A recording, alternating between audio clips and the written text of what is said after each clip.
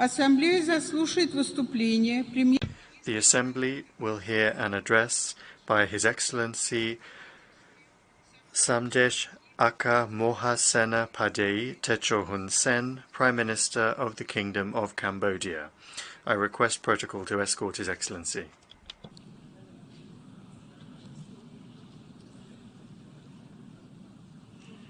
Я с большим удовольствием. I have great pleasure in welcoming His Excellency Samdech Aka Mohasena Padei Techo Hun Sen, Prime Minister of the Kingdom of Cambodia. I invite him to address the Assembly.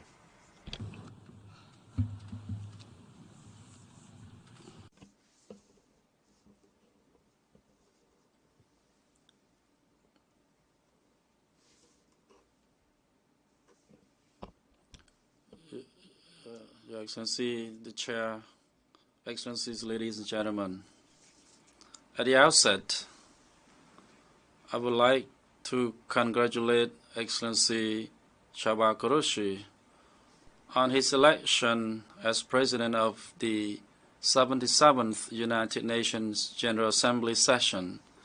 At the same time, I would like to express my sincere appreciation to His Excellency Abdullah Shahid for his efforts in leading the work of the 76th UNGA session during a very tumultuous time. Our theme of the 77th UNGA session, a watershed moment, transformative solutions to interlocking challenges, is indeed relevant to the current context. Global uncertainties have been exacerbated by the escalation of armed conflicts, arms race, the rise of mini-security alliances, technology and trade wars, the imposition of economic sanctions, and the mounting threats to multilateralism.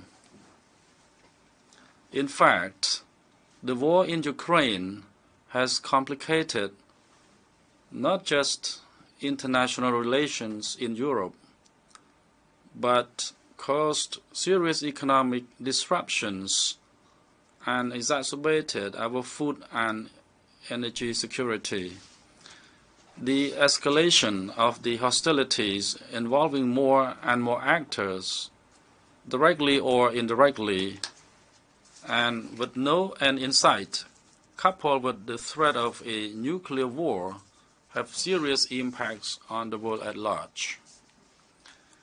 The situation in the Korean Peninsula remains alarming due to preparation for a 7th nuclear test this year. North Korea has launched dozens of ballistic missiles in response to military drills. In addition, the U.S.-China tension over the Taiwan issue has also posed a concern. Overall, in this very challenging environment, as a country that has experienced a hard-earned peace in our own history, Cambodia is making great efforts to engage constructively with the United Nations in upholding international peace and security, as well as promoting respect for the fundamental principles and values of the UN Charter and international laws. Excellencies, ladies and gentlemen, the present gathering reflects remarkable success of our collective efforts to overcome the unprecedented pandemic. Yet, the battle against this global health crisis is not yet over. New forms of variants and other infectious diseases are emerging. What else could come out in the future? A strong global health system, particularly the World Health Organization, with its central coordination role, could assist in building up a resilient and sustainable national health system. An open and transparent multilateral engagement in the distribution of vaccines, driven by a true principle of shared responsibility, is the only way to prepare for and prevent future pandemics. Coupled with the sharing of lessons learned and best practices, the transfer of technologies in vaccine research and development.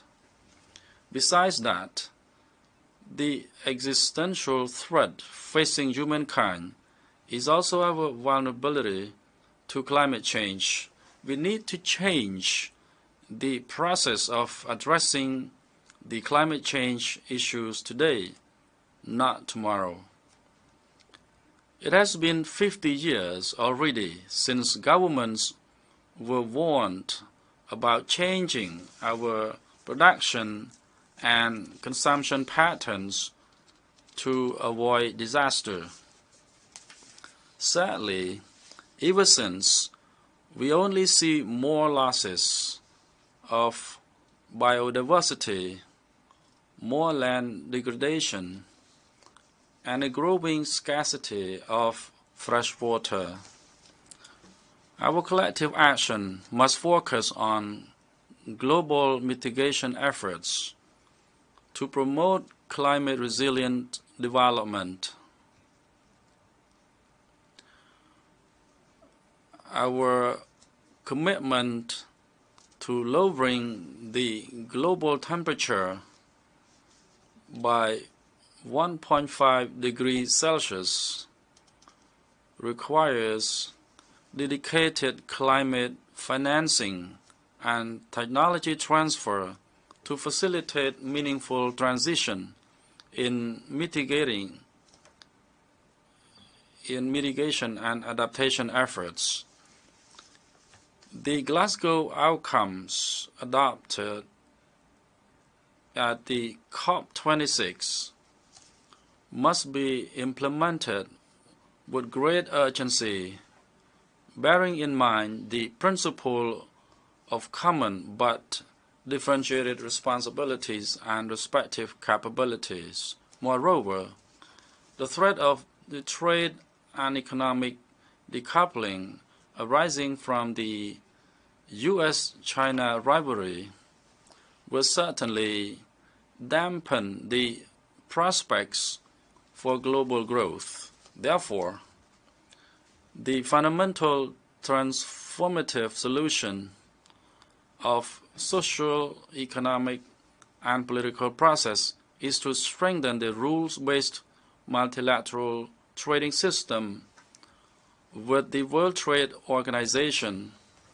at its heart that can promote an open international trade, reduce trade barriers, and ensure the resilience of regional and global value chains. Meanwhile, we need to pay greater attention on inclusive digital policies and conducive regulatory frameworks that lead to greater investment in digital infrastructure, as it is so essential in bridging the growing digital divide and generating new sources of growth. Enhancing green economic development is also an indispensable part of nurturing sustainable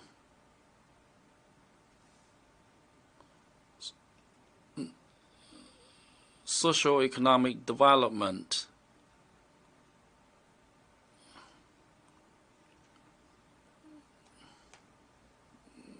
we need to provide a policy conducive to regulatory frameworks that lead to greater investment in digital infrastructure, as it is essential to bridging the growing digital divide and generating new sources of growth. Enhancing green economic development is also an indispensable part of nurturing sustainable socio-economic development through the expansion of cooperation in building green infrastructure, promoting energy transition, and leveraging green technology. Excellencies, ladies and gentlemen, this year, Cambodia is honored to hold the chairmanship of ASEAN. So far,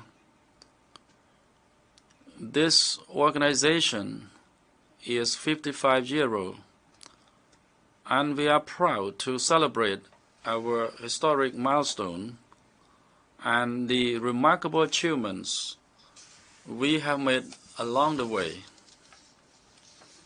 Throughout the years, ASEAN has been able to navigate through the constantly changing geopolitical landscape to emerge as one of the most prominent and successful regional organizations, while making great strides in advancing its credibility and relevance in world affairs.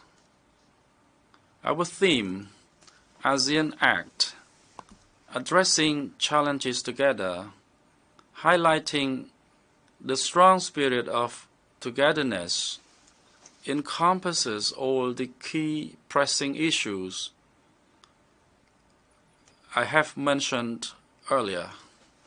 Of course, these challenges do have far-reaching implications on the ASEAN community building process and our external relations. But as of the chair of ASEAN, Cambodia is committed as ever to consolidate our efforts to address our shared goals of bringing benefits to our peoples based on the spirit of ASEAN centrality, unity, and solidarity. Madam Chair, I should inform the meeting that ASEAN success is to coordinate toward accepting Timor-Leste to become the 11th member. Just now, President of Timor-Leste expressed a sincere aspiration to become the ASEAN member, and I hope that at the end of this year and later on next year, Timor-Leste will become the 11th member of the ASEAN with other 600 million population in the region. I would like to express my thanks to the President of Timor-Leste for coming to listen to my speech, and I hope that Timor-Leste will become our member. Madam Chair, indeed, the situation in Myanmar is worrisome, with its direct implications on the security and stability of the whole region. But we must recognize that the crisis is complex, with deep-rooted causes. As the ASEAN chair, Cambodia is fully committed to helping Myanmar resolve the crisis, and all our efforts are aimed at seeking for the cessation of violence, the delivery of humanitarian assistance, to those in need and in the pursuit of building trust among all parties concerned to enable an inclusive political dialogue as mandated by the ASEAN 5-point consensus. Madam Chair, over the past 2 years, the royal government of Cambodia has made great efforts in a proactive manner to prevent the spread of COVID-19 virus through the introduction of health measures, social and economic interventions, and administrative measures. The royal government has set COVID-19 vaccination as a key strategic measure. As a result, Cambodia has become one of the countries with the highest coverage rate of vaccinated population globally, particularly achieving strong herd immunity and enabling the country to fully reopen in late 2021, as well as resuming all socio-economic activities in the new normal.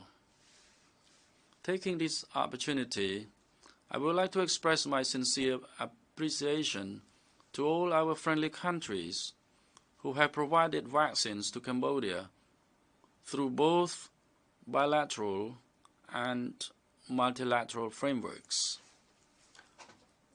On social sector, the royal government of Cambodia has worked with development partners such as the UN agencies to launch and scale up a number of important programs such as 1. Cash for Work program, aimed at improving community infrastructure and providing additional employment opportunities, and 2. Cash transfer program for the poor and vulnerable households to help alleviate hardship and maintain the livelihood of the poor. On economic sector, the royal government has made unremitting efforts to address chronic structural problems, competitiveness, and promote economic diversification.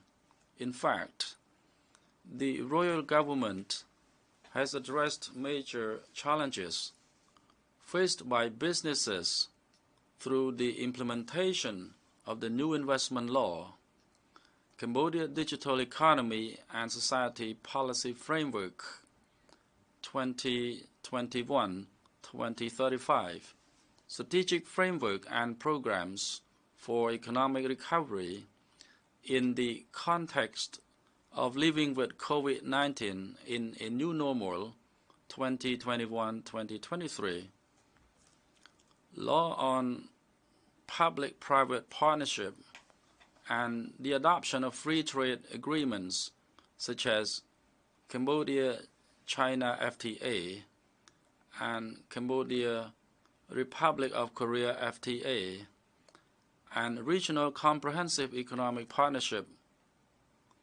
Overall, Cambodian economy is estimated to achieve a growth rate of 5.4% by 2022, supported by a strong recovery in manufacturing, tourism, and agriculture. In terms of the democratization process, the recent commune election held last June has reflected our continued efforts, as more than 80% of registered voters went to cast their ballots in a free, fair, peaceful, and transparent manner.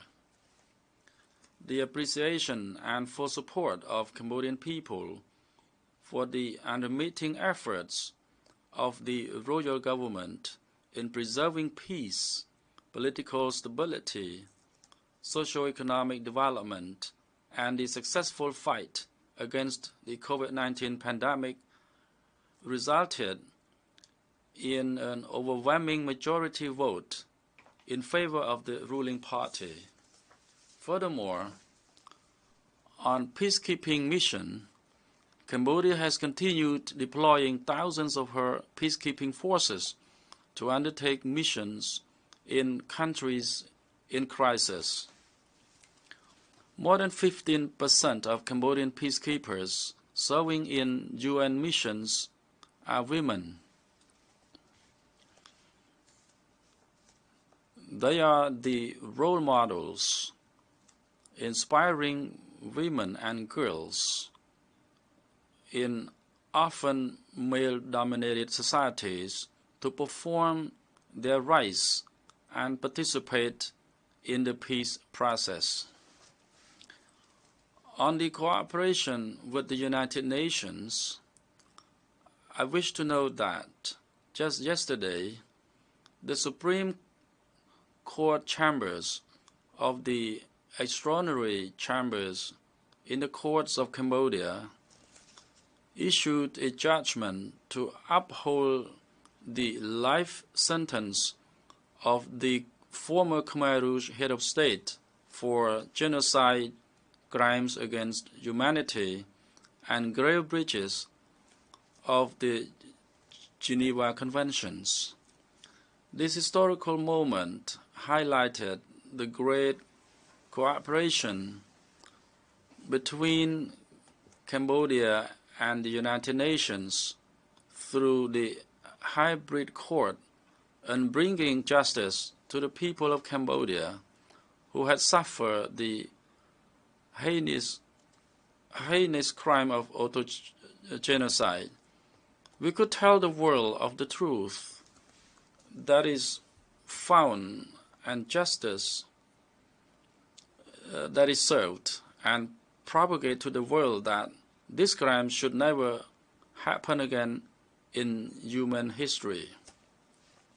I take this moment to express appreciation to all donors for providing supporting budget, and to our Cambodian compatriots for their cooperation in consolidating national reconciliation process. In conclusion, Madam Chair, despite many challenges impacting our political, social, and economic progress, we remain as committed as always to attaining the 2030 Agenda for Sustainable Development Goals. Thank you for your attention. Au nom de l'Assemblée. On behalf of the General Assembly, I wish to thank the Prime Minister of the Kingdom of Cambodia for his statement, and I request protocol to escort His Excellency.